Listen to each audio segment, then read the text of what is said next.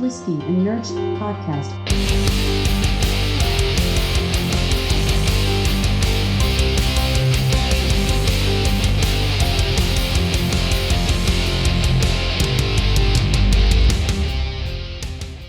Welcome everybody to episode 3 of the Whiskey and Nerd Shit Podcast. Whoop whoop. I think today we're going to be talking about WandaVision, episode 3. I don't have as much to bitch about as I thought I would. I'm a lot happier. Yeah, me too. We got content. We got shit to care about. We do. And it all came in about a 120-second span of the entire show. Yeah, but it's here. It is. But oddly enough, I think I have more questions now than I did when I didn't have content. Yes, but we're on a path. Yeah. So I have specific questions now. Yes. And obviously we know what they center around, and we'll get to that. Yeah. Also hitting up the championship weekend for the NFL. Conference division or conference round. Yep. AFC, NFC, last 4 teams. Yep. We'll dive into that. And UFC 257 is tonight in a couple of hours. We'll talk about that, even though by the time this posts, the results will already be out there, and they'll be on to the next gaggle of craziness. Absolutely. And we've got 3 pretty incredible bottles that are currently sitting on their last leg. Starting off the night is Maker's Mark, and I can't see it from here, so Gabe, you're going to have to tell me. It's a special Maker's Mark. It's not just Maker's Mark. It's the 2020 limited release. It finished in toasted oak and French oak staves. Maker's Mark, they stick to their standard makers. There's Maker's 46 and Maker's 46 cast strength, and they usually have one release a year that they have some sort of special finishing for. I got that this year. I've been drinking on it ever since, down to the last, honestly, between the two of us, ounce. Yeah, we got about a small Glencairn pours worth. Sitting at 110.8 proof. On the nose, a lot of vanilla, a little bit of spiciness, some cinnamon. That's really it. Not a whole lot of alcohol. You know, it's sitting at about 55. And not a whole lot of barrel, even though it's been finished in multiple things. So it's spicy. It's caramely. You definitely get the vanilla. But you get spice. Like right off the bat, I got spice. Yes. Like a little kick in the mouth. Smooths out to a caramel after the fact. Yeah. A little bit of a toasted finish. Kind of finishes with some oak and leather. Yeah. But as Maker's Mark does. Yeah. This is good though. Yeah. This It's definitely was a good pour. Comparing this to a regular Maker's Mark, I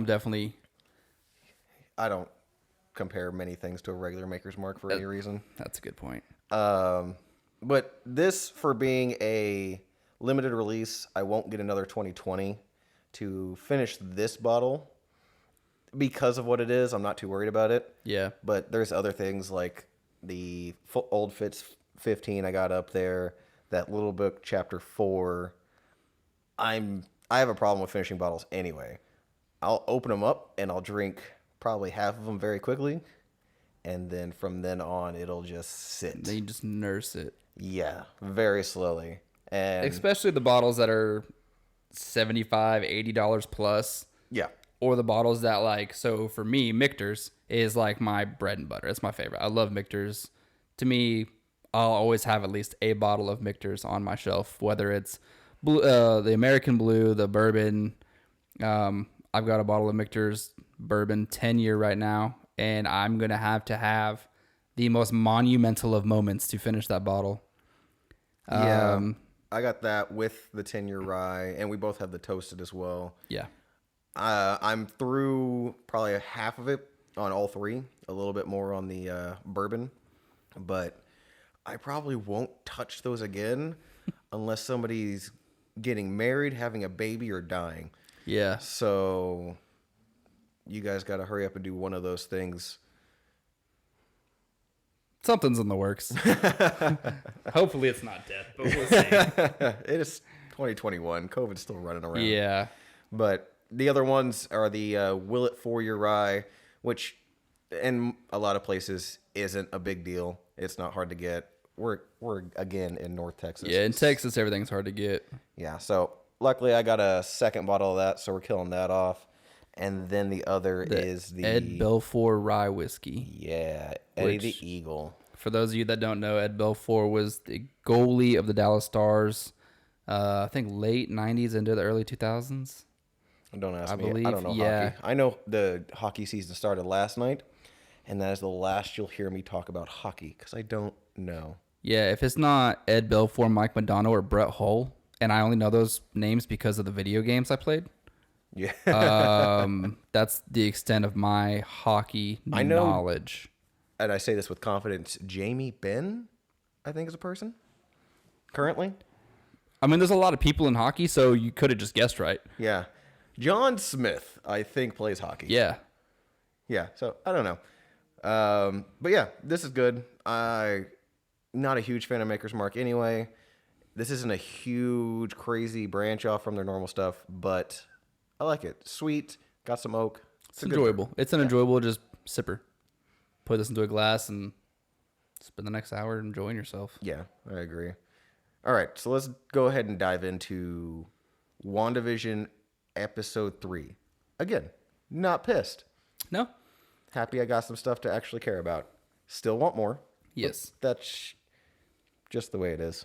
Yeah, so the majority of the episode focused around the fact that she's pregnant. She's traveling very fast through the pregnancy. And at the end of this episode, babies. Yes. Also, she's traveling very fast through the pregnancy because she's not actually pregnant. Yeah, she's controlling all that. Vision's dead. Yes. And those babies were, as Vision said, 9 months early. Yeah. So, Well, he's dead and doesn't have components to make the baby. To begin with. correct. He's a computer. Yeah, he's a robot. Yeah. So, on the whole, it ended good. It ended fine. I don't care that you gave me a Brady Bunch episode where she's carrying around a thing of fruit in front of her belly, so you Yeah. can't see that she's pregnant. If you can't see that someone's pregnant because they have fruit in front of their belly, you deserve to be punched in the eyeballs because you clearly don't need them. Yeah. The weird stork thing that came to life, I get it. Weird stuff's happening because she's stressed and manipulating things. The power going out, the water going off in everybody's places. Which, okay, so I just put this together. Monica Rambeau came over for a bucket because all the pipes in her house broke, right? Right. And then at the end, you find out she never even had a house. Yes. Remember? Catherine Hahn, where they're sitting at the fence and they're like, she just moved here, but she doesn't live anywhere Yeah. because we all doesn't just even have a house. Yeah, and then the dude kept saying, "Well, it's because we're just," and then Catherine Hahn stopped him, and Vision, for some reason, is trying to figure out, even though he's made up in this whole thing too. Yeah.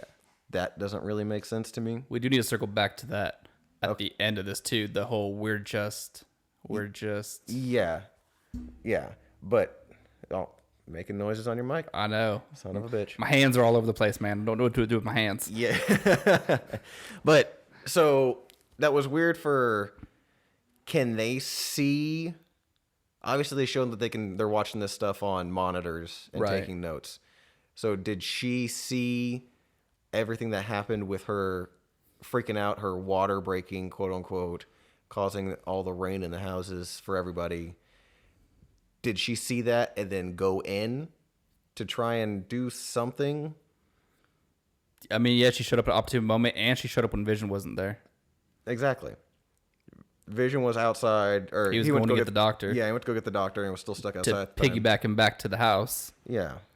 which was also weird because in the first episode he didn't want to show his powers when the guy was choking, and then now he's piggyback sprinting a guy through the neighborhood. As if they're flying. Yeah, Which again, Vision's a figment of what she's doing. yeah, So why is he trying to figure out what's going on?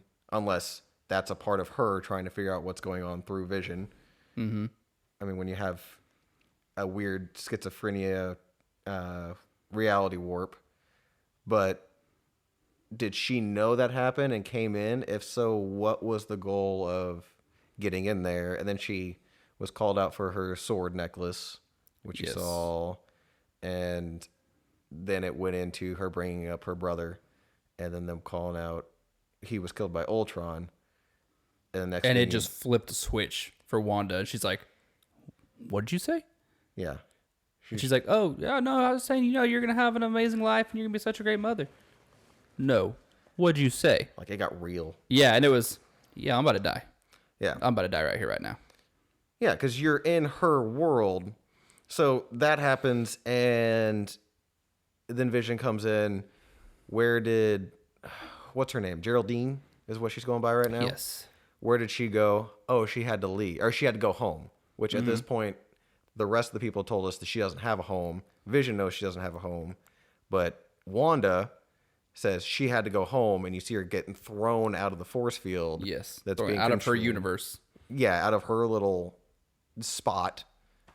And so that tells you more that Wanda, it's not happening entirely just to her, but she's in a place where whether she's being manipulated, attacked, tortured, and she created this place to deal with it, or something else caused her to break and she's already in there and they're trying to, because she's so powerful, you don't know what it could do to the rest of the world.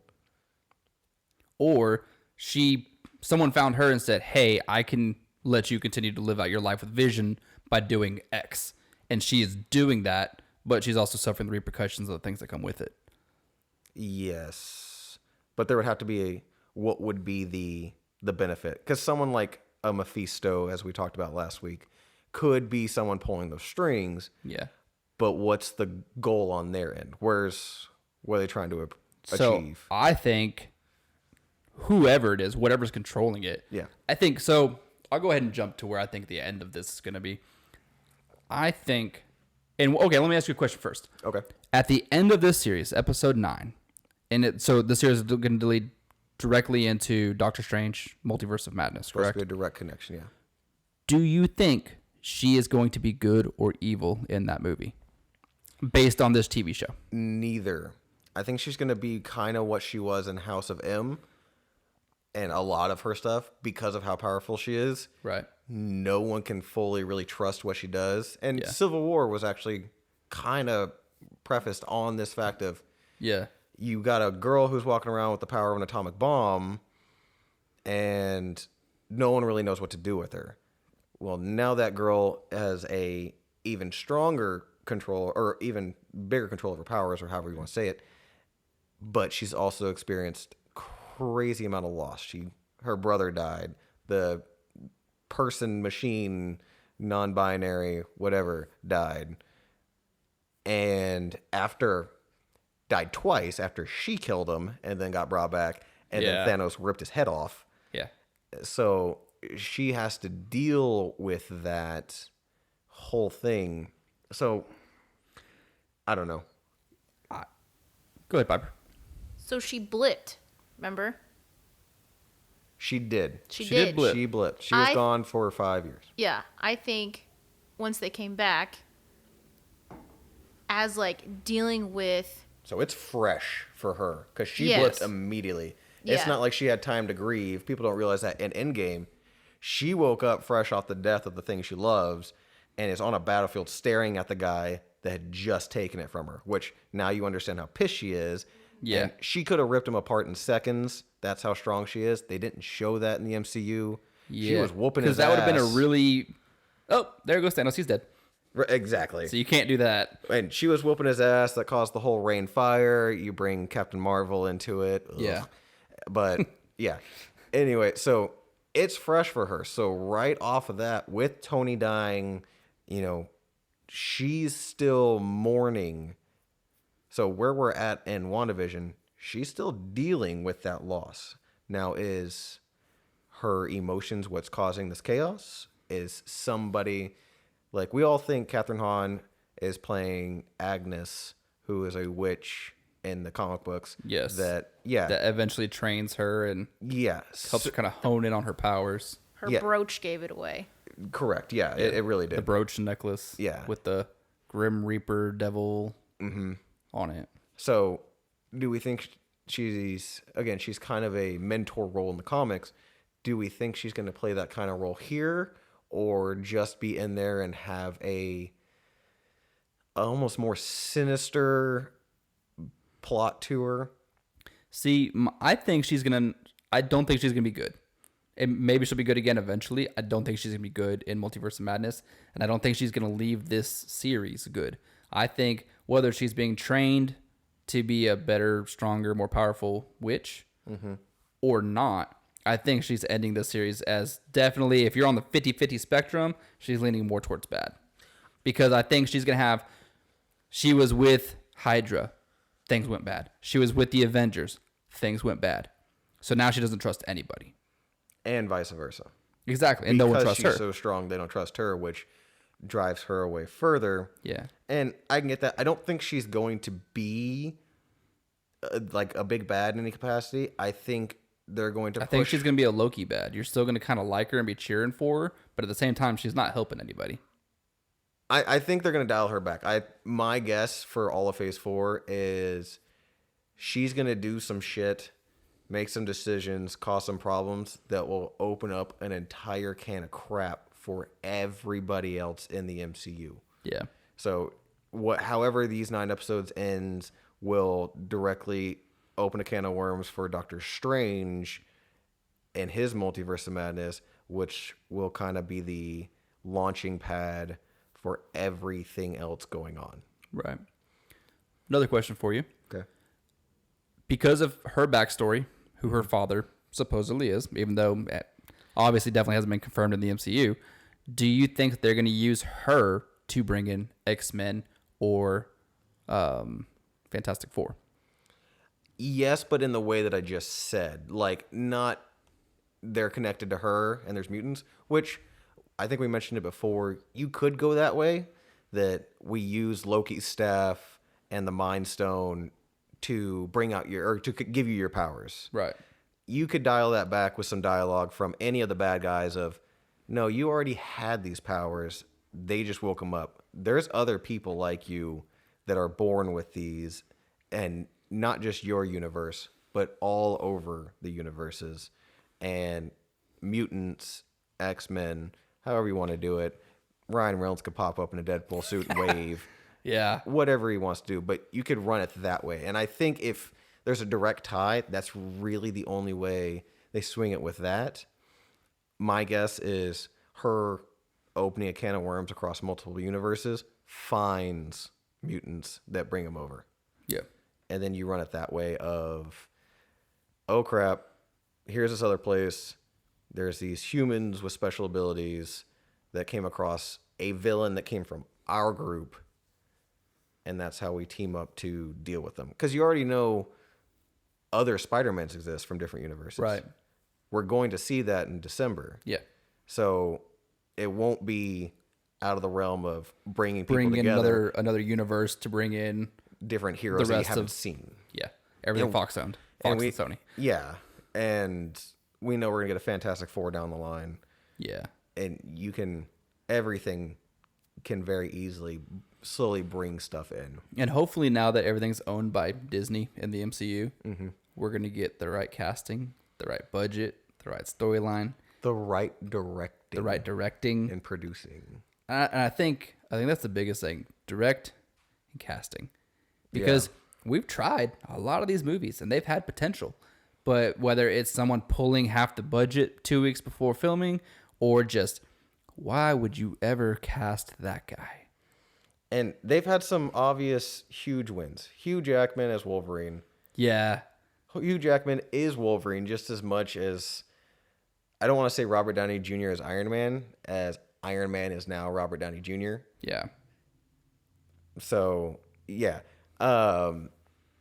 And he didn't get a lot of screen time, and I wish they would have given him more. But James Marsden as Cyclops in the first couple, he was a perfect Cyclops. Totally sold him short, and then killed him in the third one. Yep. Could have done way better with that. Especially because, as far as X-Men go, he's one of the bigger characters. Yeah, and he had a fairly prominent role but I think he had a grand total of like 10 lines. Yeah. Maybe 10 minutes of screen time. total. Yeah. And then had even less in the second one because they're like, oh shit, Hugh Jackman's a star. And then they killed him in the first 5 minutes of the third one. Yeah. What the hell? And then you bring him back as a cameo in Days of Future Past. Mm-hmm. So, that was a disservice.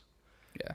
And then you have other stuff where the girl from Game of Thrones, I can't remember her last name, first name Sophie. I didn't like her as Jean Grey. No. I honestly, and maybe it's a nostalgia reasoning for me, but the X-Men movies going from the old X-Men that we saw in the early 2000s, late 90s, I believe. I think it started in 98 was the X-Men one. 2000 was the first release. Oh, yeah, 2000. That is my X-Men. So when they came out with the new X-Men, which was Days of Future Past. Started with First Class. Yeah, First Class. Now, and you want to talk about casting, James McAvoy, I was never really sold on him being Professor It was hit or X. miss. Michael Fassbender, Michael Fassbender as Magneto. It's like, sorry, Gene, whatever. This is Magneto now. Oh, Ian McKellen? Yeah, Ian McKellen. Yeah. Yeah. And Ian McKellen was good as a much older, war-torn, kind of Yes. just fucking End done of the with line it all. Magneto. Yeah. Yeah. Whereas you're seeing a younger, more energetic, getting his feel for how he wants to approach the world. And so if you bring in mutants, you can make the connection of bringing in Magneto with Wanda. Yeah.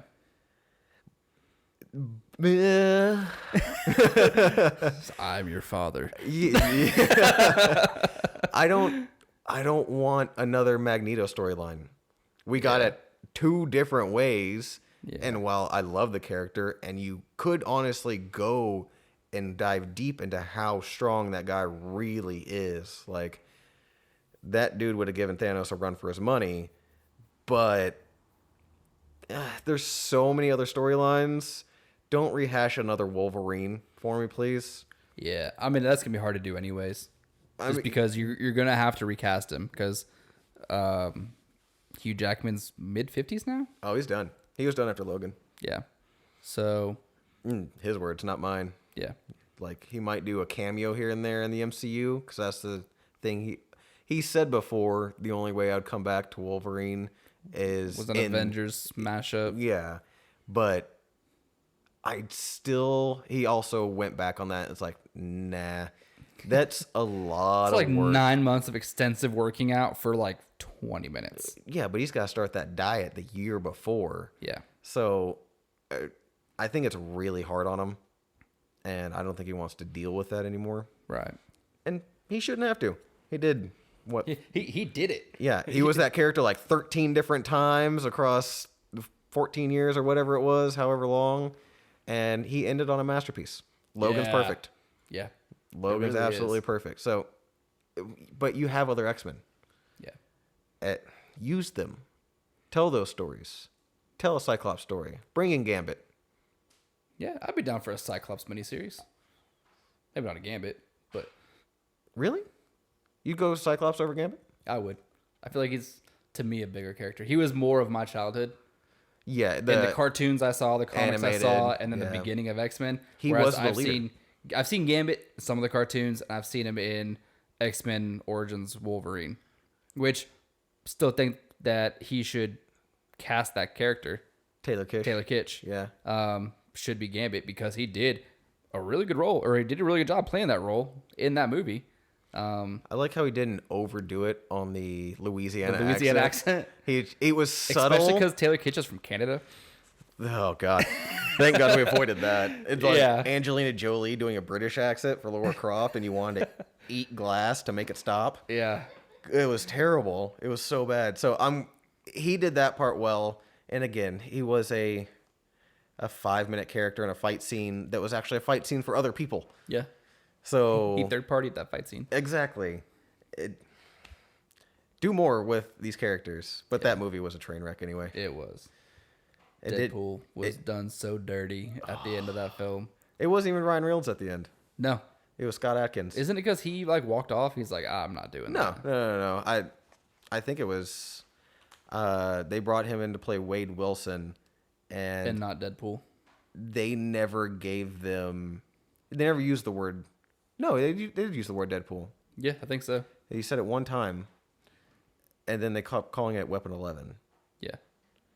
But they had Scott Adkins again with the makeup you did and the sewing of the mouth shut and all the swords in the hands like he was Baraka from Mortal Kombat.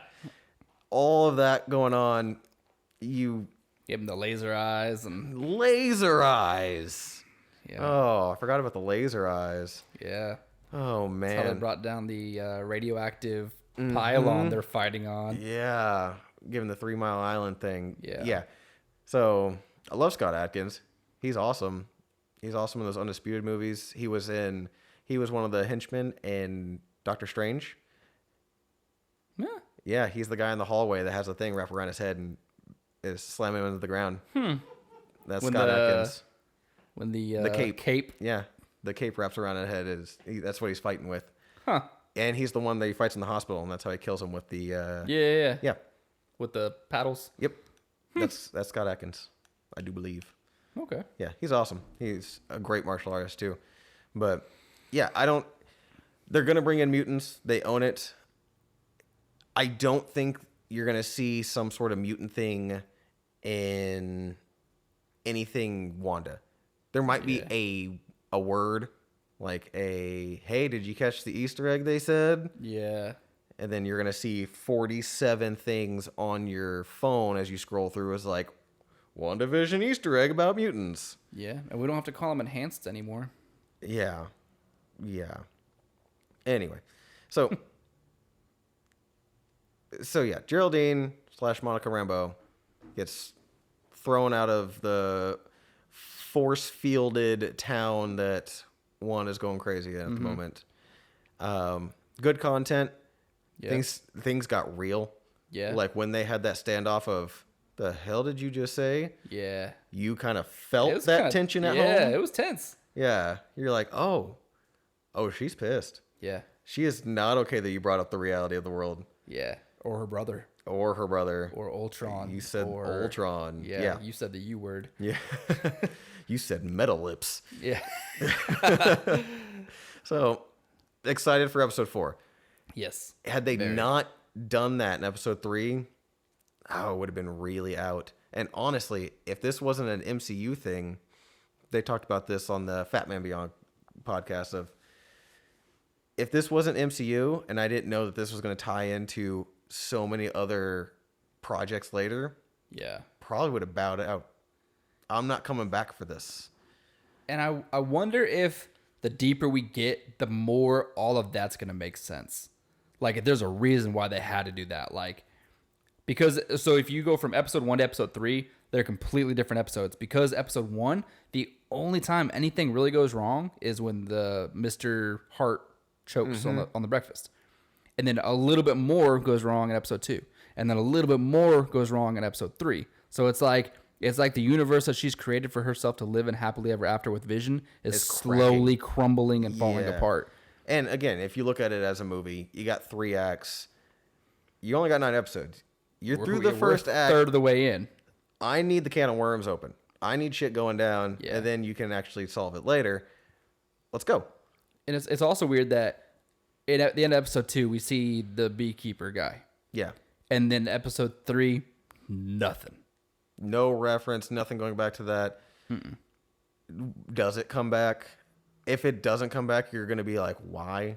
Yeah. And again, don't make me ask why. Make everything make sense. And you can always do it with dialogue. Yeah. A quick line of, what was it, the beekeeper she saw? Oh, it represented this, I think. Yeah. I don't know, crazy Sokovians. Move on. Yeah. Done. If you just leave it alone as an Easter egg, I mean, I guess. But keep going. I'm in. Yeah. I'm excited. I think we're finally starting to get to the content portion of it. Yes. We're getting to the excitement portion of it. Seeing her thrown out and seeing how it's a separate thing that she's kept in, whether self-inflicted or otherwise, she's controlling a lot what's going on in there from what she sees. And let's unravel if she's doing it for herself and they're trying to figure out how to contain her because she's dangerous, or if someone's doing it to her to gain something. Well, also something that kind of just clicked to me just now. So she's in her own little world right now. Yeah. That's the first time she's heard anything from the outside world. Going back to any kind of past. That's why she said, what did you say? Yeah. Because you know about Ultron. How are you in here if you know about Ultron? Yeah. No one else has commented. But also she knows that she's in an alternate world because she threw someone out of it. Yes. And if she knows she's in an alternate world, that means eventually she's going to have to come to the terms with the vision that she's married to, has this house with, has this home with, has this life with, has these kids with. Isn't real. Isn't real. He's dead. And the person that she loves isn't there. Yeah. And that emptiness is very real. Yeah. So you're going to have to deal with that, which someone that powerful facing that again. Yeah. What's happening? So a lot they can do. I'm very excited. Yeah. Yeah. I think the next 6 episodes are going to be a complete 180. I think we're going to lose the fun TV show. We're the Brady Bunch. We're the, and we're going to go into now either she's going to stay there and it's going to become a shit show and everything's going to go up in flames, or she's going to leave and now we're back in the real world and now we're just dealing with her. So I think that's where they're going to go in the next 6 or so episodes, hopefully. And yeah. Piper. Chime in. You don't have to raise your hand. I know. I just didn't want to be in. I don't know. Didn't want any mic interference. I did like how in the 3rd episode, when she glitched the Matrix, Yep. like we didn't have another and like rewind. Like we didn't need to have the full just rewind to know exactly what happened at that point when he was kind of starting to figure out something was wrong, and it just boop, just kidding, that didn't happen. Yeah. Like we didn't have to see again another It's almost moment like again. Did my TV just mess up? Yeah, we were like, wait, what? And then I realized like, oh, okay, so Wanda rewound it back a second so that he wouldn't figure out what was going on. So I think it might be partially like she knows what's going on because she's the one that just pushed somebody out of it. But I think it might also be somebody else is Mephisto, doing it to her, or kind of Or for her. like, yeah, but kind of like how you said, like maybe somebody kind of sold her soul to Mephisto to get another year with Vision. Yeah. something like that. Something along those lines. And But yeah. in return, Wiccan and Speed. I don't know. Yeah. Well, I don't know what they do with Tommy and Billy. Well, Or if they could just disappear. We are setting up Young Avengers. Yeah. And they are Young Avengers. They are Young Avengers. And They're basically the child version or the children versions of her and her brother. And I mean, technically, Loki's a Young Avenger, right? Loki was a Young Avenger. He somehow, I don't know. I didn't read the comic. Transformed himself into a child. Something happened, and he was like a teenager, along with America Ferrera and other people. So That's all coming. yeah, we'll see what happens. I can see how they play it. At that time, I think you're just kicking a dead horse, but Yeah. doesn't mean I won't give you my money. Oh, yeah. I'm still going to watch all the things. Give me all the things. I don't care. The more the things, the better. The Yes. things. All right. So jump over to NFL. And a new whiskey. And a new whiskey. Willet 4-Year Rye, cash strength. Grab my notes here. It's delicious. It's It's a rye, so it's a little spicy. Yep, and it's cash strength. Yeah, so it's a lot of spicy. So nose, floral, sweet, kind of the note they gave is caramel apple. I kind of get that.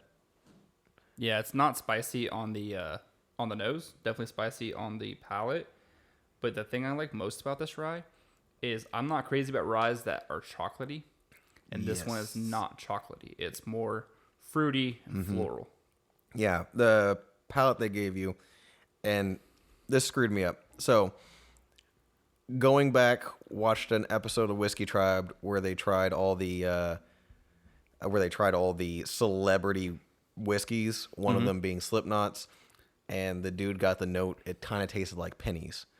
Ever since then, I can't drink that without tasting pennies. Yeah. This note on the palate they gave, the first one they had was menthol. And now I can't untaste the menthol. Yeah, it is a little menthol. Oh, hey, spearmint is a spice. Spearmint is menthol. Yeah, So, a lot of rye spearmint. yeah. So I get So- that. And then some of the others, kind of a tea, citrus. You're about to hear some background. Yeah, I do get the tea. I think that comes with like the floral. Tea is very floral tasting to me. Yeah, very much so. Yeah, so good. I love it. I'm a huge fan of the Willet. Yeah, I think this was one of the first ones whenever we first started getting into whiskey. I don't remember where you tried it, but you tried it somewhere. Tried it at a restaurant, and it knocked me on my ass. I was like, "Oh my god, this is delicious!" The only whiskey you talked about for like a week, And it's amazing. And now I have to find one. Yes, And I think that's right around the time when our bourbon like pursuit began. Yes. The collecting, the hunting. And it's gotten to the point now where when I go out of town for work, it's all right, cool. I got like 2 hours to kill. How many liquor stores can I hit in 2 hours just to see what they have? Allocated, fancy, rare, old. stuff we can't get in Texas, or stuff that we can get cheaper out somewhere else. Because Eagle Rare in the other 49 states is about $30. You can get it on sale for $25. Eagle Rare in Texas, if you win the drawing, Yeah, is still $85. yeah, 60 if you have a guy, Yeah. and it is not a $60 bottle. No. I- A lot of $30 bottles sold as $60 bottles are disappointments because, and I think that's a reason why a lot of people are either lovers or haters of Blanton's, is because there's so much hype. You're like, this has got to taste like it was poured from the Holy Grail. And it's not. It is a good bourbon. It is not a Holy Grail bourbon. So when people charge you $30 or $40 because the cork has a horse on it, if that bourbon was in a Maker's Mark bottle, Yeah, it would not be what it is right now. yeah. And, If it wasn't but the we John know Wick that, bourbon. Yeah. Oh well, God, John Wick bourbon. We know that because, I mean, you talked about bringing up neat and listening to how they went through the Buffalo Trace distillery and how that guy talks about when you finish bottles and everything. But Buffalo Trace marketing as a whole, from even regular Buffalo Trace, when Yeah. you can find it, it's still a $30 bottle. Yep. The price hasn't jumped up, but now that thing is allocated. So if it hits the shelves at a Liquor King, a Total Wine, a Empire Liquor, wherever you go, Yeah. Specs, there's a limit one per customer on that because people lose their mind over a standard basic bourbon. And they want to buy it cases at a time. And so when you do that, the other 11 people that walked in looking for it can't have one. Which I appreciate the one per customer on, well, at least for now, since they are allocated. Yeah. If you get a case in and someone buys the entire case, that's 11 people that lost out. How long do you think until Early Times runs the same route? Now that Sazerac just bought them earlier this year. It's probably coming. I mean, I expected it to do the same thing when it got bought out. I've seen cases of it where I shop, Same. but I think it's a matter of time. Right after, it was a week after Sazerac bought them out from, I think they were owned by Brown Forman originally. I'm not sure. I think it was. I could be wrong. But right after they got bought out, the place I go, and shout out to Liquor King in Louisville, place I go, they brought out all of their cases, made an end cap stand, and immediately put one per customer. Yeah. The dude had probably 8-10 cases and one on top open with all of them and had one per customer. That lasted about a week, and they went back on the shelf for buy as many as you want because no one was clearing it out yet. Yeah, I think it's one of those ones where no one knows yet. but it's one of those things where like we are the problem. We create the hype. We create the drought. We create the demand. Yeah, and we create that price gouge. We do 100%. So guys, stop. No, and then and then if you're Sazerac, the genius thing would be to not produce it for a small period of time. Yeah, let it become rare. Yeah, like how Michter's, they'll rotate a line.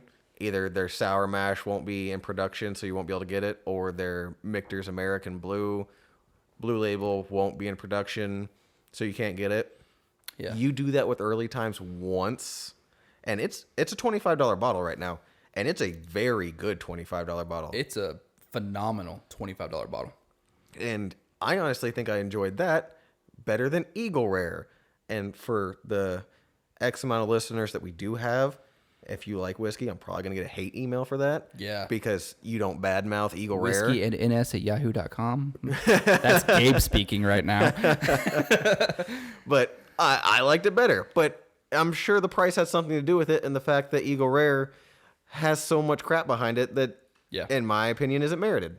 No, I agree. I mean, I think the two biggest name products that come out of that distillery are Eagle Rare and Blanton's. And I will say the two best things to come out of that distillery are Colonel Taylor and Stag. Stag and Stag Jr. are so good. But we also haven't got our hands on Eagle Rare 17. We also haven't got our hands on... I don't know if we ever will. Probably not. William LaRue Weller. They're the Sazerac Handy. Yeah.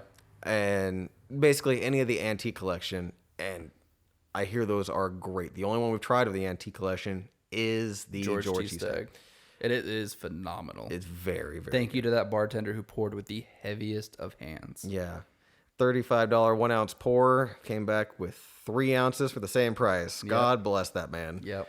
We need to go back there. But yeah, to round it back, Willet, I like them as a whole. Noah's Mills, Willet, their pot distilled one. Yep. The Family Reserve. Yep. All their different ones. They're coming out with more and more of their own age stuff. Up to this point, most of their aged whiskey is sourced. Yeah. A lot of Willet stuff is sourced. They're starting to come out with more of their own. So, you want to go into the conference championship round? So I wrote down a whole bunch of crap. We'll start with the NFC side. Okay. Brady Breeze. Brady Breeze. Brady Rogers. Yeah. I'm a week behind, apparently. Brady Rogers. First time they've ever gone against each other in the conference championship. In the postseason. In the postseason, yeah. Because they've always been on different conferences. Also, they've only played each other like 3 times. Really? Well, I guess that makes sense. Because you only play the other conference every 4 years, and then randomly once in the 3-year gap. Mm-hmm. So if one of them was hurt one of those years, or whatever the case, they've only played like 3 times. Which is crazy because you have Brady Manning, Brady Breeze, Brady Rivers. You have Brady other Manning. Well, when he played for 20 years, he had a... Well, yeah, but he played the other people that played 20 years. Brady, Big Ben. Yeah. All those different matchups. So to say that they've only played because Rogers he's been in the league for 13 years, 14 years? He's 36? 16. He was drafted in 2005. Okay, yeah, so 16 years. Yeah. So to say that someone that's played 16 years and someone that's played 19 years have only played each other 3 times, which is crazy. And it's crazy, but mathematically it makes sense. But 2 of the best to ever do it. So the fact that we get it in this capacity. Also, I believe Brady's won all 3. And one of the notes I made was, I think Mike Pettin is the defensive coordinator for the Packers. He used to be a defensive coordinator for the Seattle years ago. Mm-hmm. Historically, Tom Brady against Mike Pettin defenses, he destroys them. And he did earlier this year when they beat him 38-10. They did play earlier this year. And it was and I think everyone was excited. It's like whenever you get to see Russell Wilson play any other quarterback with a huge arm, you're excited because you're like, all right, it's going to be a shootout. And then so we saw Tampa Bay and Green Bay, and Tampa Bay was kind of struggling at the time in the season. They were, and Green Bay was consistently rolling. I mean, they're hands down the best team in the NFC. Yeah. And no one's really going to argue. They walked in, wasn't it in Green Bay too? No, in Tampa. It was in Tampa. It was in Tampa. But what a mud hole stomping it was. Yeah. It was just not even close from the get-go, and then they just walked. They didn't run away with it. They walked away with it, like looking back, smirking. Yeah. Yeah, and look, Tom Brady and the offense of Tampa did not look good against the Saints. No. The defense won them that game. Those interceptions, 4 interceptions. Tom Brady was overthrowing people. Even if when he hit it on target, those players were dropping passes left and right. Honestly, the only thing kept him in the game was That pick. well, the picks, yeah. but I mean on the offensive side, their run game. Yeah. Which has been pretty solid all year for the most part. And you have those two and Jones and Fournette. So you need the run game, especially because it's possibly going to be snowing. Yeah. It could go either way. Personally, I fully do you think it's going to be the same thing, or do you think Green Bay is going to come back and do what Tampa did to them, or do you think it's going to be a shootout? And who do you have? I don't think it's going to be a shootout. I had this conversation yesterday with my guys at work. I think this game is fairly one-sided, where someone is consistently in the lead the whole time. It never gets close. You never get really worried. Yeah. I think it ends a 2-score game. So anywhere from 9 to 14 points. Okay. You have 2 quarterbacks that are both pretty dominant in the snow, so I don't think weather's going to be a factor. No, but run heavy, and both have great run game. Aaron Jones, that dude in the last 3 years has averaged 5.5 a carry. 5 yards a carry. That's insane. Yeah. His down year was like 4.7 or something stupid. I wish that was our down year. Who does that? Those are video game numbers. Yeah. I mean, that's a video game team. That's very highly underrated. Yeah. And for whatever reason, maybe it's just the fact that we're in the Dallas market, so no one's consistently talking about Green Bay other than Green Bay's still winning. They look at all of our problems, but Green Bay's still winning. Yeah, exactly. They seem to be fairly quiet. Yeah. You heard a lot about the Seahawks. You heard a lot about Tampa. You heard a lot about the Saints. You heard a lot about Arizona. With Kyler Murray, and that team will grow into something formidable. That could be ferocious in a year or two. It could be next year. You keep everyone healthy. But, yeah, they just been kind of – maybe it's because it was expected. It was casually – you making chair noises over there? We didn't WD-40 the leather, just the springs. We did not WD-40 the leather. You're right. So I don't think it's going to be close. I don't think it's going to be a shootout. I don't think it's going to be back and forth. It could go either way. But whichever way it goes, I think it'll be fairly one-sided. We're talking a 10-point deficit, give or take. That's fair. I agree. And I'm sorry.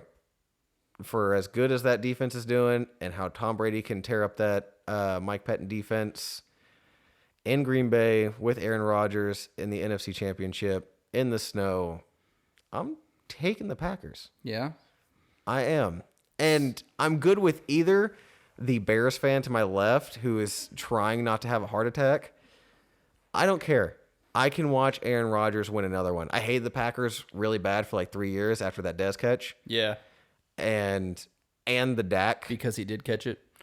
They came back and said he did. Yeah. And then when Dak's rookie year,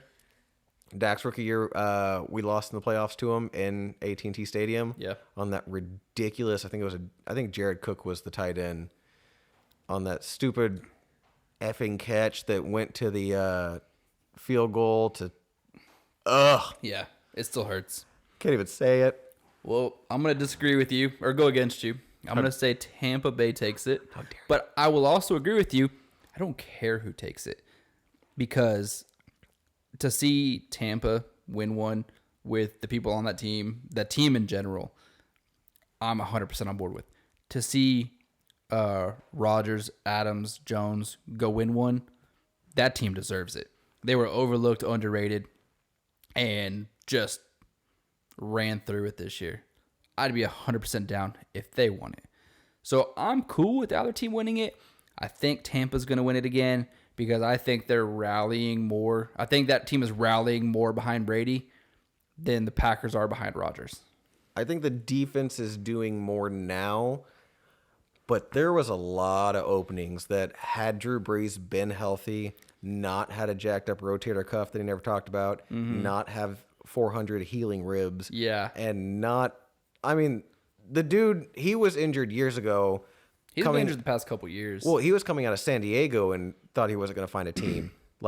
Nick Saban and the Miami Dolphins turned Drew Brees away, saying, your shoulder's no good. You can't play anymore. And then Sean Payton got the head coaching job, called up Drew and said, hey, man, come play for me. Yeah. And we know how that went. He's broken every record, been one of the best quarterbacks forever. He hasn't officially retired yet. Yeah. You know what's coming. He said he's probably done. You saw the look back when he left. Back. Oh, man. The feels. It did. All the feels. And then I even saw like a replay of the look back like a week later on SportsCenter. Yeah. It still hurt. Man. Yeah. It's sports cry. Yeah. But he's probably done. You see Phillip Rivers did officially announce his retirement as well. He's already talking about commentating now, which I think he'll be a hilarious commentator because of all of his sideline, all of his mic'd up sessions. Okay, so with all these quarterbacks that we grew up watching, that's our era. Drew Brees, Tom Brady, Tony Romo, Phillip Rivers, Ben Roethlisberger, Russell Wilson, almost said Westbrook. Yeah, throw Matt Stafford in there. Different sport altogether. Yeah. And we'll touch on Matt Stafford. Does he decide to retire? He is separating from the Lions. That was released today. Not confirmed, but expected. Yeah. Does he try and find a different team? Ooh. You release Matt Stafford. I want to see Matt Stafford on the Colts. In Indy, yes. Oh. Do you man. take him, though, and go for a Super Bowl push in the next 2 years? Or do you sign a future career guy? No. You take him and go for a Super Bowl push. Because you have the team right now. You have the offensive line that can protect him. You have the running game that can take the pressure off him. And you got some receivers. Well, give him another receiver because T.Y. Hilton's at the end. Yeah, and give him another weapon. Give him another receiving weapon. And that defense with, what's his name? Darius Leonard, I think. That linebacker. And the people they have on the edge. And that backfield. Man, all of them. Sign him. That would be pretty cool to see. I'm in on that. NFL, if you're listening right now. Yeah. You make this happen. They're the one listener from the Netherlands. It's the NFL. Yeah. So, yes. So, of those people that are leaving, they're all going to the announcing booth. Who of them or what cool players do you want to see make the shift to coaching? Because like Dan Campbell, a former Cowboy, just became the head coach of the Lions and has talked about biting kneecaps. Yeah. So what players do you think would make good coaches? So right off the bat, I can give you 2 Dallas Cowboys that I think would make phenomenal coaches. Okay. One of which currently is commentating is Tony Romo. I think it'd be a phenomenal. You can start him off as as a quarterbacks coach if you want. But I go right into offensive coordinator. I'd throw him into the fire, give him offensive coordinator. Yes. I think he's so smart. I think he understands the game, especially in his last couple of years when his body couldn't hold up, but his mind was better than anybody else that was on the field, including the coaches. Yes. And he brings it to commentating, which makes commentating that much more interesting because you get to see the game from a different perspective. Yeah. And so it was, especially the first year of commentating, we were all mind blown. And now he does every primetime game. Yes. It's Romo. Yes. And Jim Nance is like, I won the lottery. Yeah. This guy's amazing. He's so much better than Phil Simms. I mean, I'm better than Phil Simms. Yeah. I'd like to see him. The other Cowboy that I'll throw out. Defensive coordinator. Go ahead and say the name. I'd say Sean Lee. Defensive coordinator. Yep. 100%. In a heartbeat. That guy is already running defensive rooms. Yeah. And the Dallas Cowboys team this year started to make sense when he came back from injury. Yeah. Because he said, no, Mike Nolan, sit down. You're an idiot. I'll tell these guys where they need to play. Yes. And as good of a player as he is / was, he will make that tenfold as a coach. Yeah, I agree. He's so smart. He's like Romo. And the fact that he knows where everyone should be and why they should be there. And what's going to happen. Exactly. What is going to happen when you move. Yeah. And if you make a decision, the outcomes of those decisions, he already sees. Yes. And it's too bad that his body couldn't hold up. He had injury issues coming out of college. It is what it is. I'd like to see him go that route. Yeah. Anything else? You're going Tampa? I'm going Tampa. I'm going Green Bay. We'll see what happens. Which, by the way, we were 4 for 4 last week, so this will at least split us. We'll have on someone. one. I have a feeling we'll agree on this one, though. AFC. I don't know. Dude, if you're telling me you think the Bills are going to win, I'm going to throw this Glenn Cairn at you. I just think how funny would it be that the Bills finally make it to the Super Bowl and they have to beat Brady? That would be funny. So this is the Bills' first AFC Championships appearance since 1993. When they went to the Super Bowl and lost to the Cowboys. Yep. Didn't they go 4 years in a row consecutively and lose lost all 4? To an NFC East team every All year. 4 of them. Yeah. Yeah. That would. It's rough to be a Bills fan. Yeah. Which, as far as fan bases go, they're top 5. Like, without even thinking about others, the Bills Mafia. Shout out to them. They'll hell or high water. There's no bandwagoners. There's no. And when Lamar Jackson went down, they raised, I think it was $320,000 for his charity. They all donated $8. Yeah. Yeah. You know what? Shout out to Bills Mafia for being crazy fucking people. But we love you. Yeah, but pulling it out. I hated you when I was in Buffalo and went to your game. You guys were drunken slobs, but apparently you're charitable drunken slobs. Yes. So good on you. You're still going to lose on Sunday. In Kansas City, Patrick Mahomes is cleared. Yeah. You don't have the defense to stop that offense. You don't. Yeah. You do not. You have a good, solid defense, but that offense is just a whole nother monster. However, I think this one will be a shootout. I think it will too. I think it'll be I think it ends under 7-point difference. I agree. And it ends under 7-point difference because Buffalo will make a mistake and fall behind the Chiefs, Andy Reid, and go down 2-score and then finish the game under 1. Yeah, so they'll get back in it and they'll get the ball back trying to make something happen and probably just run out of time or turnover or something stupid. Or Andy Reid will pull those balls out of the wheelbarrow and go for it on a 4th down play again. Yeah, with your backup quarterback in shotgun. Yes. And it worked. Like it wasn't even hard. Yeah, like it was a given. Yeah, of course is what we're going to do. Just throw Tyreek Hill and he'll run it a yard. Yeah. So, have you seen how fast this dude is? And fun fact, Sean McDermott used to work for Andy Reid back when he was in Philly. Yep. So there's a connection there. Running game. Look, the running game is going to be a pace setter. Yeah. It's going to be on the arms of Josh Allen and Patrick Mahomes. Yeah, 100%. Yeah. It's going to be Hill versus Diggs. Yes. And then you also have Kelsey, and I think that's going to be the difference maker. Yeah. You have Kelsey Beasley. And if that's your shootout, then and believe it or not, Kelsey. They kind of run similar routes, similar you have positions. you have inside receiver and tight end. Yeah, so they're just doing it in different ways because of body size. Yeah. I think it's going to be close. I think it's going to be a lot more thrilling of a game. We didn't give scores. Do you want to give a score for the Green Bay Tampa game? I will. I'm going to say 21-10 Tampa. Ooh, low scoring. Low scoring. Man, going heavy defense. I think the other one's going to be high scoring. I think this one, especially if it's snowing, I think it's going to be low scoring. I was going to say 27-17. 27-17? Yeah. So Okay. 10-point game, Packers still take it. Yep. In this one, I agree. I think Chiefs break 30. I'll say 32, 27, 26, something like that. Something stupid. Some random number because there's a field goal involved. Yeah, I was going to say 34-31. Oh, real close. Yeah. I think it's going to come down to them trying to get to a field goal and not be able to get there.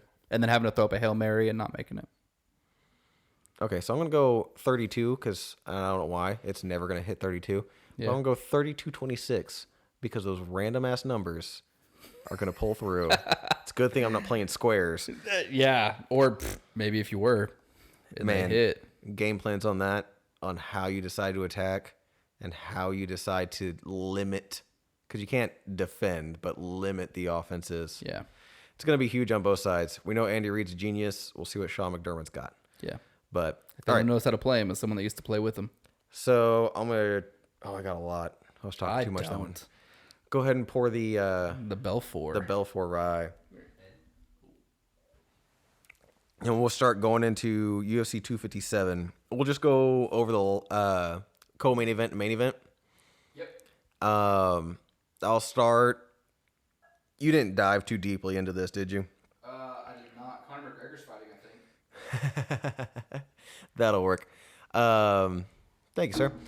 So the co-main event is Michael Chandler, Dan Hooker. Dan Hooker has been running through the lighter weight divisions for a while now. He's from Auckland, fights out of the same camp as Israel Adesanya and Alexander Volkanovski, who is the 145 champion right now. And he's a bad dude. Punches and bunches, tough as hell. Fights very similar to Justin Porier. They fought in 2019 in one of the craziest brawls that you'll ever see. Yeah. If you get a chance to go back and watch that fight, highly recommend it. Especially if you're one of those people like, I want to see him bang, bro. Yeah. Hit him in the face. Yeah, that's that fight. Okay. They stand there, square up, like Mickey Ward, just start swinging. Yeah. Great fight. Swing and pray. Love Mickey Ward. He's going against Michael Chandler, who making his UFC debut. He came up in Bellator real big. Okay. Just flew through the ranks, and they're like, hey, welcome to the UFC. Kind of. A lot of battles with Eddie Alvarez back in Bellator. Benson Henderson. Bendo. Patricio Pitbull over there. Okay. All the killers that aren't in the UFC. Yeah. He's fought with all of them and won. Okay. Division I All-American wrestler. Do you remember Chad Mendes? I do. Think of it, this is at 155 as opposed to Mendes was always at 145. But think of a bigger, better, more polished version of that. So you're saying this fight's can be just strikes? Well, no. I think Dan Hooker, it's going to be Dan Hooker takedown defense all day and trying to get all the shots in, whereas Michael Chandler is throwing a couple big hooks or overhands to bring those hands up and double leg them to hell. Yeah. I think it's going to be an ugly fight. I wish it was a 5-round because these two guys got motor for days. If Hooker wins, it's because he's caught him and probably finishes the fight. If Michael Chandler wins, it'll be a decision because he just is dragging him all over the place. Takedown, lay and pray? Not necessarily lay and pray, but just grinding it out and just out muscling him because he's a little bit shorter. Hooker's a very tall, lanky, long striker. Okay. He's got great takedown defense, but Division I All-American wrestler. Yeah. That means something. Yes. He's a bad dude, and he can. When Kamaru Usman, the ninja wrestler of the welterweight division champion, brings him in to train with him, when Gilbert Burns brings him in to train with him because of his wrestling skills, that's saying something. Yeah. I'm going Chandler by decision in that one on the 3 rounds. I think he just outdoes him. Okay. Then we'll go to the main event, McGregor Porier. Do you remember the first fight? Vaguely. It was a while ago. It was 2014. Yeah. So that one, that was back when McGregor was still coming up, talking all of the shit, pissing everyone off in pre-fight. He did that all the way up to Khabib, and then Khabib almost ate his head. Yeah. Because you don't talk shit about Russians, and you don't talk shit about their family. Yeah. Especially his dad. Connor's been cool. I've watched all the pre-fight stuff, the UFC embedded videos, countdown. He's been super respectful. I think he's kind of calming down. He's not trying to get the big. He's probably not getting pay-per-view buys, so he's not really trying to hype this up. He's focusing more on I need to win this. I guarantee he's getting pay-per-view buys. This, above all, that he doesn't have to fight. That dude has so many businesses outside of just his Irish whiskey. Proper 12. It's okay. He's got so much money. He doesn't have to fight. Correct me if I'm wrong. This is the last fight on his UFC contract? I think he's got one more. Because I thought he had one more after he fought Mayweather. And this is his first fight since Mayweather, right? No, he fought Cerrone. That's right. He fought Cowboy and knocked him out pretty quick. No, Mayweather's a few years ago. He fought Khabib and then fought He Cerrone. did fight. Yeah. Okay. Because he vacated the title when he went and did boxing. Yeah. That's when Khabib took it. And then he came back to fight Khabib, ran his mouth. Because, again, he's coming off of, I'm the best mixed martial artist at this point anyway. Yeah. Yeah. And then Khabib did what Khabib does. Khabib is something else entirely. But, so yeah, that fight, the first fight, Dustin Poirier was pissed off, real rigid, came out, trying to take his head off, making bad choices. That's what Conor goes for. He's a counter striker, and he sets his whole game up off his left hand. And if you get a chance to listen to Dan Hardy break down his fights, it's in depth, it's detailed, and it gives you different stuff to look at. It's very good. But he talks about how wide stance, looking real big. He sets up a lot of feints, throws a lot of bullshit kicks, spinning kicks, front kicks, pawing with his right hand because he's southpaw. All of it is just to set up that straight left that he sets up when he gets to the side of his opponents and shoots across their face. Right. That's what he did to Cowboy. It's what he did to Poirier. It's what he does to everybody. He sets up movement. He's got to go take down defense, pushes it off to one side, shoots that straight left across the face for the knockout. Yeah. That's what he does. Okay. Honestly, in this fight, Conor, he's so good at what he does. He's got such high fight IQ. I think he wins. I think it's done within 2 rounds. But those first couple of minutes are big. If Poirier's a better fighter. Since he got knocked out by Conor, he's gone 10-2 since, and became the interim light heavyweight champion. Okay. Or lightweight champion. So he's a much better fighter.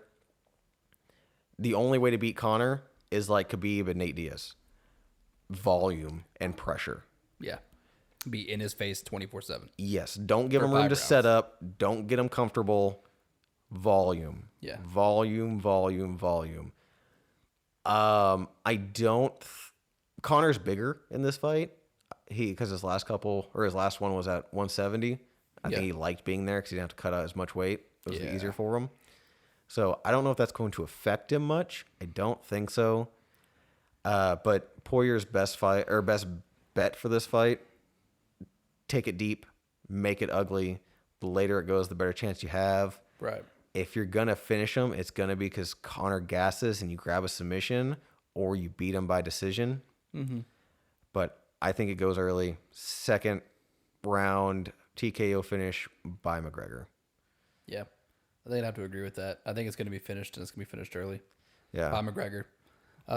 That being said, whether he has 1 fight left or not, or 2 fights left or 3. Yeah, okay, we have fact checker letting us know he has 3 fights left on his contract.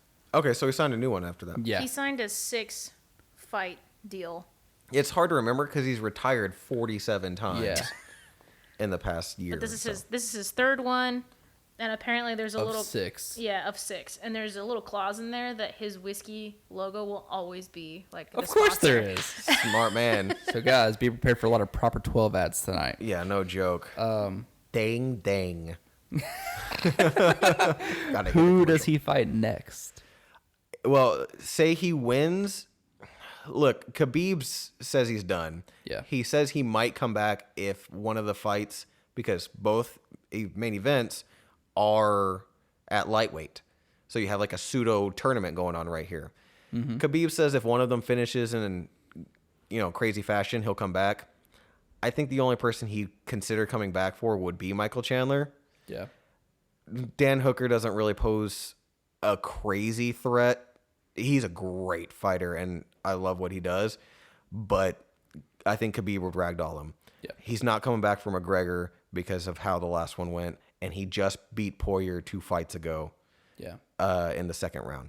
So Michael Chandler goes out and does a crazy finish. Khabib might be like, okay, I'll fight him because he killed everyone in Bellator. He came over here, showed he's legit. Honestly, I think it really comes down to tonight. Whoever wins in the co-main event fights whoever wins in the main event for the lightweight title. And then you get Justin Gaethje and the division's stacked. Yeah, get the rest of the division involved. Yeah. Run off that, and then everyone else starts to fight back. Yeah. And starts getting their title.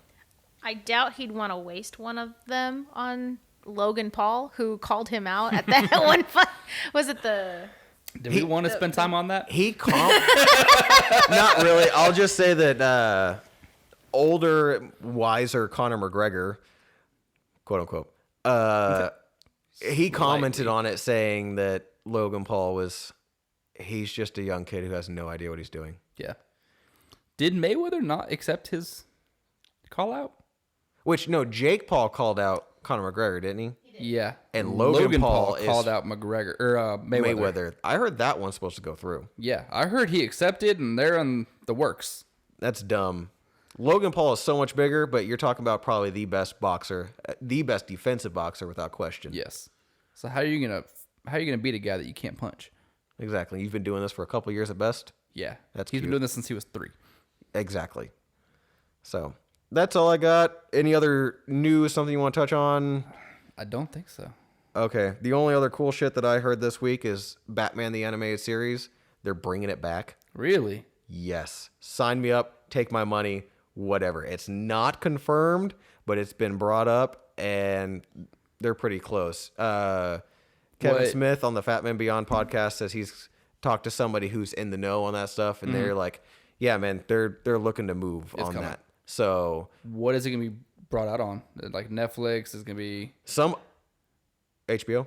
That makes sense. that makes sense. They have all the DC stuff. Well, they just came out with Batman the Animated Series 1. Fuck that pen.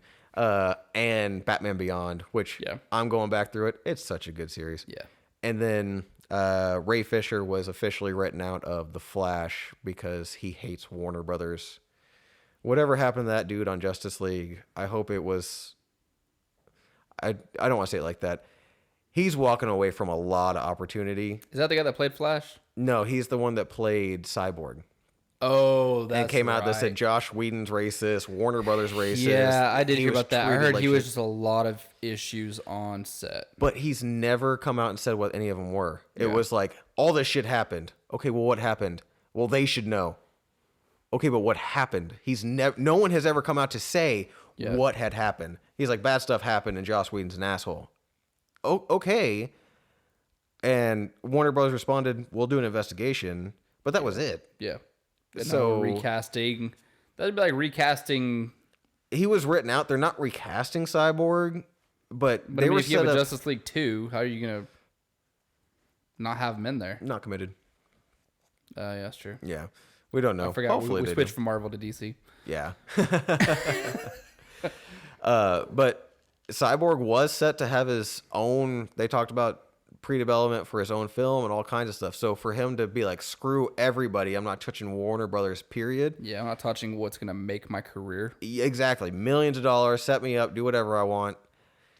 To walk away from all that based on whatever merit you something have. big, or you got some deep values. Yeah. So more props to him. I hope everything else works for him. He was in a couple other shows that I watched, one of them being True Detective. I like him as an actor. Yep. His look, how he carries himself. But this one really came across as Odd. They did something. What'd they do? I don't want to talk about it. Our fact checker has some answers. Justice League investigation recording proves Ray Fisher backed up his claims. There's a recording. Oh shit. Do we have the recording? Yeah. Are we breaking it here first? I don't know. Probably not, if it's already on the internet. Let's see. It says, here's a clip. This is from his Twitter, from Ray Fisher's. Here's a clip from my final conversation with Warner Media's independent investigator on December 11, 2020. Hopefully it lends itself to the truth of the investigation and to the credibility of my current like claims a month ago. against Walter Hamada's dangerous behavior. Do we know who Walter Hamada is? He runs Warner Brothers. Makes sense. So here, I'm going to turn it up and let me play it on mine. I'll see if it actually does good or not. I know that this is a very time-consuming process, and I know this has not been an easy one by any means.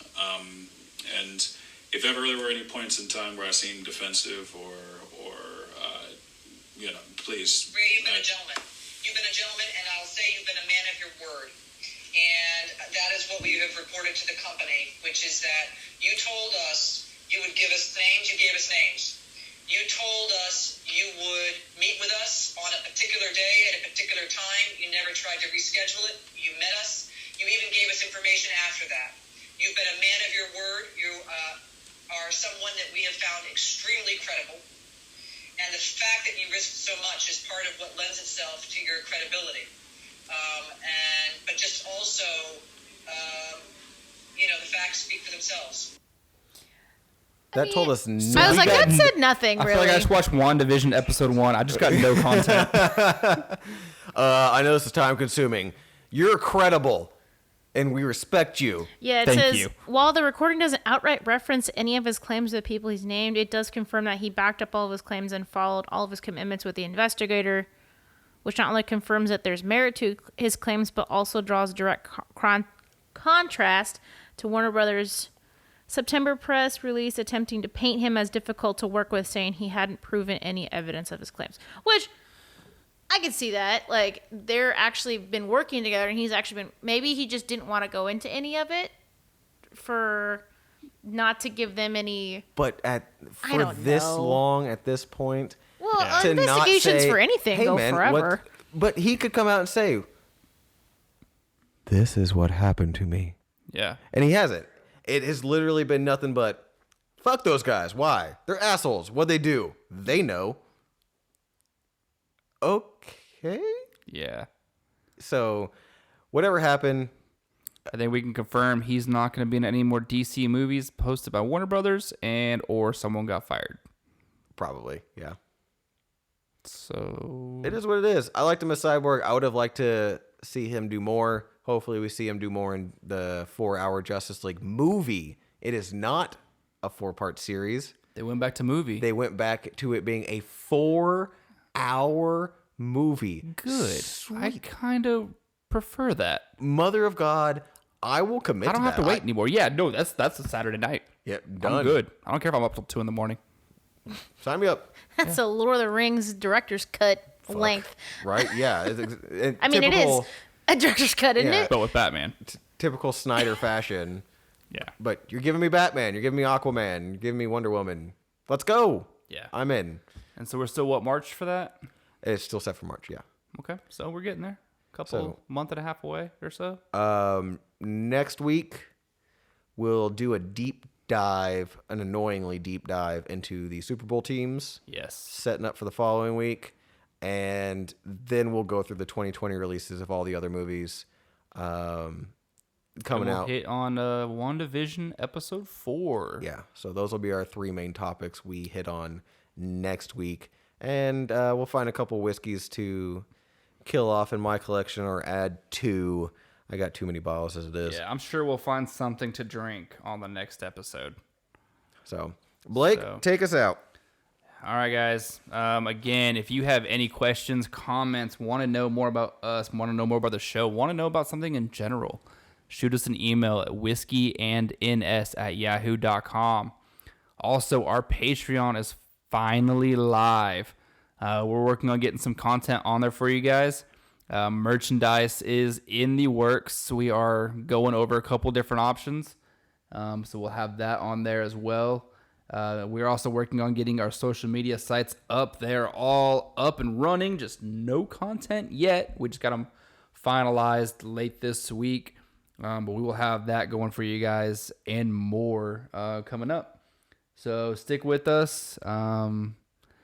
Anything else anybody wants to add in before we finish up the let night? me pour this last little bit so I can cheers. Okay, we got the final of the Belfour. We finished off 3 bottles tonight. We're saying goodbye. It's raining men, as some would say. You left me way more of that than I expected. Oh, God. I shortchanged myself. I'm more disappointed than you are. Oh, yeah. You should have poured more. Also, this whiskey is not going to be good. We're about to do the Hot Ones Wings challenge. Yeah. And for those of you who don't know, if you eat spicy food with whiskey, it just makes everything spicy. Yeah. Not enjoyable, just everything more spicy. We might have a podcast or 2 in the works with those, as well as integrating some Marvel content for you. That'll be fun. Yeah. I think we should I think we're going to work on, we have a YouTube channel now. We're going to get some video content for you guys. I know we've had a lot of people requesting some video content. I think that would be a fun one to start it off, as a Hot Wings top 10 of some sort. My concern with that is no one wants to hear us chew. We have cameras with video or with audio that might not catch so much the so, but definitely something to be on the lookout for. We'll definitely let you guys know if and when that comes up to surface. So you guys can see us talk with our hands and see how dumb and animated we look. And see, for those of you that have no idea what we look like, you can see what we look like. See us. Oh, more fucking white guys just giving us opinions. Yeah, well, it is a podcast, so. All right. Till next time. Until then, drink whiskey. Hail Hydra. Hydra.